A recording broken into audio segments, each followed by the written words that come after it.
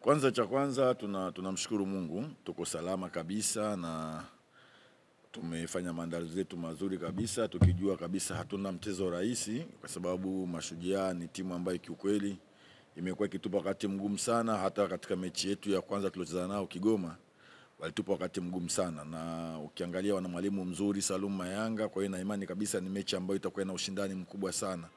Lakini kwetu sisi, kwa sababu ni mechi zetu za viporo, tunazichukulia kama fainali. Hakuna mechi rahisi kwetu. Tumejiandaa pamoja na ubora wao na ugumu wanaotupa Mashujaa kwenye mechi, tuhakikishe tunapata matokeo katika mchezo wa kesho. Inshallah, kwa uwezo wa Allah na imani tutapata pointi 3 katika game ya kesho. Kama wanavyosema, tumetoka kucheza mechi ya shirikisho na kwa uwezo wa Allah tumeweza kutinga fainali. Nafikiri kwetu sisi furaha ilikuwa ni dakika 90. Na baada ya mechi ile tuliweza kusahau na kuweka pembeni, na sasa focus yetu sisi ilikuwa ni mechi ya Mashujaa. Kwa hiyo mimi nafikiri kwetu sisi tunaipa umuhimu mkubwa sana mechi hii na lazima tupate matokeo katika mchezo wa kesho. Kwa masuala yako mazuri, kwanza mimi nishukuru kwamba tuna wachezaji ambao ni waelewa na watu ambao nyakati zote ambazo wanazoliuliza watu washazipita, kwamba mkitoka kwenye mechi ambayo iko kwenye intensity mechi inayofuata. Kwa hiyo vyote hivyo kama walimu na wachezaji tumeliangalia na tumevifanyia kazi, kitu ambacho hatutaki kitokee katika mechi ya kesho. Focus yetu iko kwa 100% kuhakikisha tunapata matokeo katika mchezo wetu wa kesho. Kwa hiyo mimi nafikiri hilo tunalifahamu na tumekwisha lifanyia kazi na halitajitokeza katika mchezo wa kesho. Ratiba ni ngumu sana, ratiba ni ngumu. Ndani ya siku nafikiri 8-10 tuna mechi 4. Ina maana kila baada ya siku 2 tuna mechi. Kwa hiyo mimi nafikiri kwa ukubwa wa kikosi chetu ni jinsi gani sasa kama benchi la ufundi kuweza kuwapa watu wengine mapumziko, wengine wacheze, kwa sababu ina imani huwezi kutumia wachezaji wale katika mechi zote hizi kwa sababu ni binadamu sio mashine. Kwa hiyo nafikiri tutajipanga, na kwa sababu tuna wachezaji wengi tutafanya rotation na imani kabisa na tutaweza kuzidhibiti na kuweza kufanikiwa katika game zetu, kwa sababu hata sisi ni target zetu kuweza kushinda game zote hizo 4 zilizobaki.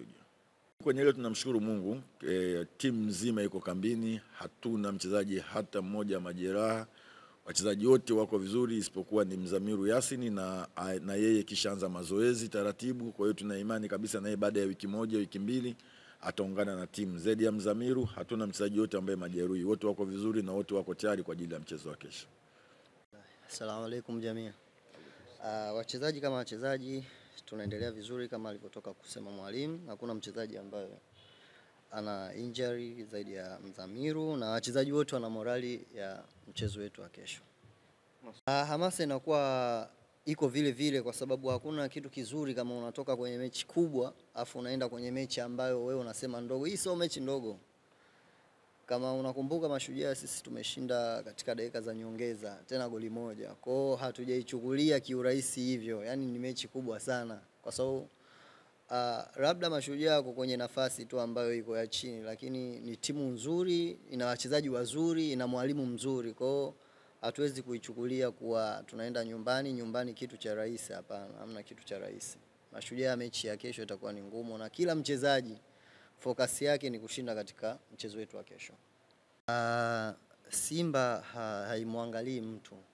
Simba haimwangalii mtu, inaangalia mechi zake. Kwa hiyo sisi tunaangalia mechi zetu na alhamdulillah Simba wana kikosi kikubwa ambao kila mchezaji ambao unaweza kumweka anacheza vizuri. Kwa hiyo watu wamejiandaa kwa ajili ya kila mechi kwa sababu kila kitu ambacho tunakipigania tunakihitaji kukileta Msimbazi. Kwa hiyo mechi ngumu, sio viporo tu. Mechi tangia tunaanza kucheza ya ligi ni ngumu. Kwa hiyo mechi yetu ya ndani ni ngumu. Always inakuwa hivyo.